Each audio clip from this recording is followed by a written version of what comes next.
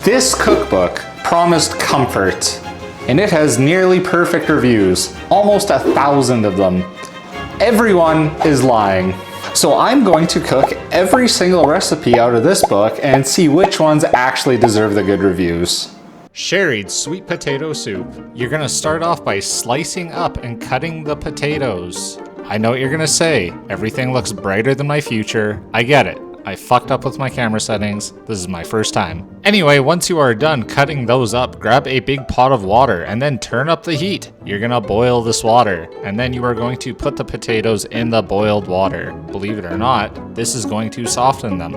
On the side, mince up some garlic. I can't tell you how many. Buy the recipe book and look at the recipe for that kind of information.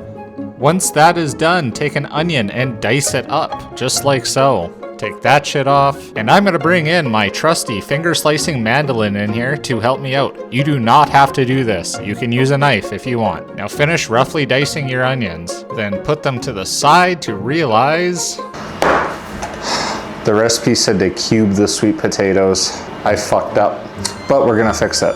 Now you don't have to do this, but since I'm following the recipes exactly, I need to drain this hot water all over my counter and into my bowl, I guess. Gonna put the rest on some paper towel. Gonna take my potatoes out, set them on the paper towel gently, and then I'm going to pour all of my boiling water back into my pot. Now I'm gonna cube these up and throw them back into the boiling water as instructed. Okay, I think we saved it. Let's move on. Once the potatoes are fork tender, we are going to drain them. You're gonna need something like this. This is gonna work just fine. After you drain the sweet potatoes, it should look something like this. I didn't show you the process of doing that because I believe in you. You got this. Now clean your pot, put butter in it, not like this with your finger. It's nasty. I was dropped on the head as a child, so I get an exception. Heat it up, finally put our onions in, let it simmer until caramelized, put in cumin, the minced garlic, cardamom, cinnamon, coriander, and salt. Stir it all up, put your cubed potatoes in. Now fill it up with broth. Homemade is tastier. Stir it up, then bring it to a boil and then simmer it for a bit. Put your heavy cream and then put your sherry in. Stir, stir, stir. Then cut up a lime. For the love of God, don't do it like this. Please use a cutting board. Squeeze your lime into the mixture. Make sure it's not too hot or you will kill the taste of the lime. Bring out your blender and then process in batches. Once you've processed it, you will now grab a bowl, you'll pour it into the bowl, and then you will garnish it and then serve. And I'm telling you guys, this better be good after I bought an entire bottle of sherry just to use a tablespoon of it. Wow. Okay, this is a genuinely great soup. It's earthy and warm from the spices. You get that subtle cinnamon and cardamom in the background, and the cream just pulls everything together without making it heavy. It actually tastes intentional. I'm giving that an 8 out of 10. That was mint. Now we've got the Zesty Garbanzo sausage soup. We're gonna start off by chopping up some celery and onion. Then the recipe calls for a garbanzo, or Polish sausage in this case. You cut it into 1-inch pieces. I'm Canadian. I don't know what 1 inch is. 1 inch 2 centimeters. All right, well, once you figure that out, cut up the sausage to your liking. Now put the sausage in the fridge. Now grab an Instapot, add chickpeas, tap water, mild salsa, diced tomatoes, the celery we cut earlier, frozen okra, our diced onions, and our Cajun seasoning. Stir it all up. If you did it right, it should sound like this. You know when you get that feeling that something isn't gonna work out? I have that feeling about this soup. Yeah, I'm not too confident about tap water and tomato sauce, but you know, I hope it surprises me. But let's cook it now. After it's done, take off the lid, put in the sausage, and then cook it again. Take off the lid. If it sounds like this, you did it right. Additionally, it should look exactly like this. Now it's done. Ladle it into a bowl and serve. Can't say I'm too excited about this one. Just looks like tomato water with Polish sausage pieces and okra and vegetables. But it's the taste that matters, right? If it wasn't obvious from my facial expression, that sucked ass. The sausage here is doing all the work. The soup itself tastes like tap watery tomato. It's bad. I can't really keep this down right now. I'm giving that a 3 out of 10. That sucked ass. Moving on. The best ever tomato soup. We're gonna start this off by peeling some carrots. Then we're gonna chop them and put them aside. Then you are going to grab an onion and dice it. Then in a pot, you're gonna add your olive oil, your butter, chili flakes, stir it up on the heat and saute till it looks like this. If you did it right, it should sound like... Pour in your carrots, your onions, stir it up again, and then cook it until it looks like that. Yeah, that. Put in your dried basil and garlic and then give it a nice old stir. Then dump in your can of peeled tomatoes, simmer for a bit. Then, after it's done softening up the tomatoes, you're gonna take a hand blender like this, and you are going to stir it up, break it up. Then you're gonna pour in your heavy cream, give it another stir, and that is ready to go.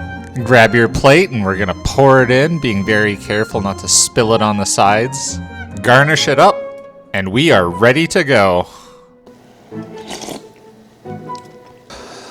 That's alright. I expected more from a recipe called the best ever tomato soup. But honestly, it's underwhelming for something called the best ever tomato soup. The flavor was fine, just nothing exciting. It's not bad, it's just not memorable, and I'm giving that a 6 out of 10.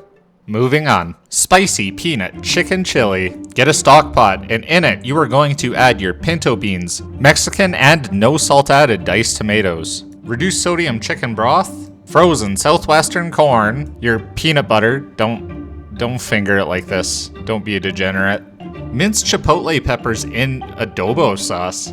I had no idea this was a thing. I thought adobo was a Filipino dish. I have no idea what this is. I don't know what to expect. Then throw in your chili powder and ground cinnamon and give it a stir. Bring it to a boil and then reduce the heat to a simmer. Should look like this. And then we are good to go. Time to plate it up. We are going to ladle it into our bowl very gently like this, being careful not to spill it. And then we are going to give it a nice healthy dollop of sour cream. I'm very worried about this one.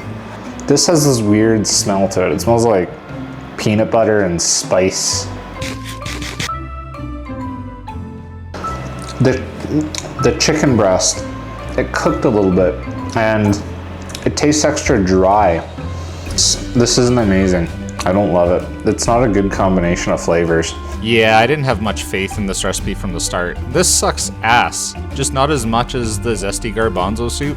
I give it a 4. Moving on. Now we have the fresh asparagus soup. For this, we're gonna take our asparagus and cut it into pieces like this. Then we're gonna put it aside. Then grab a stock pot and heat up your canola oil. Once it's heated up, throw in your onions and cook them until they're brown like this. Add your garlic, saute for a bit, throw in your asparagus and reduced sodium chicken broth. Cook until the asparagus is soft. Take it off the heat, grab a blender or food processor and process your mixture in chunks. And once you do that, we are all good to go. Just kidding, we're not done yet. We're gonna mix together some milk and flour to make a slurry. Once you're done, it should look something like this. I know, it's hard to see with all this goddamn light. Now we're gonna heat up some butter over a medium heat until it looks like this. Put in your thyme and salt, stir in your flour, and cook it until it's golden brown. Whisk in your heavy cream, stir in the rest of your milk and then your flour mixture. You're gonna bring this to a boil and stir it. Once that's thick, you're gonna stir in your lemon juice, your wine, and your asparagus mixture. You're gonna stir it up, and now you're actually ready to plate it. It should look like this. Now let's plate that up and garnish and serve. It was fine, nothing special. Roasting or grilling the asparagus first would have added a lot more flavor, and the recipe needs salt. Surprise, surprise. I give that a 5. Moving on. Speedy cream of wild rice soup. The recipe says it takes 20 minutes, but you gotta cook the rice, which takes like an hour. So grab a rice cooker, put in the rice and water, and cook it. While that's cooking, you are going to fry up some bacon until it's nice and crispy, just like this. Put that bacon on a plate with paper towel, let it absorb the grease, and put it to the side. Once your wild rice is done, should look like this. You're gonna take it out and put that to the side now. Grab a saucepan, and then you're gonna put in your minced onion and water and bring that to a boil. Once that's boiled, you're gonna throw in your cream of potato soup. You're gonna give that a stir, and then you're immediately gonna throw in your Swiss cheese, cooked wild rice, and you're gonna throw in your half and half cream. You're gonna stir it up and cook it until that cheese melts until it's nice and gloopy. And then you are ready to serve. Taking your crispy bacon from earlier, cutting it up, and then using that as a garnish. Smells really good. Probably because the bacon is doing a lot more heavy lifting than it should be, and it's a garnish, so that's kind of messed up. Most of the flavor ended up coming from the bacon garnish rather than the soup itself. Without the bacon, this is really bland. And it really needed salt. This dish had no salt. Not bad overall, but the core soup should stand out on its own. I give that a 5.5. Moving on. And for the final soup of the video, we have mac and cheese soup. Alright, we're gonna get a pot of water, bring it to a boil, throw our macaroni noodles in, and we're gonna cook that for 8 to 10 minutes. After that's done, we're gonna drain our macaroni noodles. If you did it properly, it should look like this. Then we're gonna grab a small sauce pot, put in our water, and boil some broccoli. Throw in your onion and cook for 3 minutes. After that's done, you're gonna throw in your condensed cheddar cheese soup, your milk, and your fully cooked ham.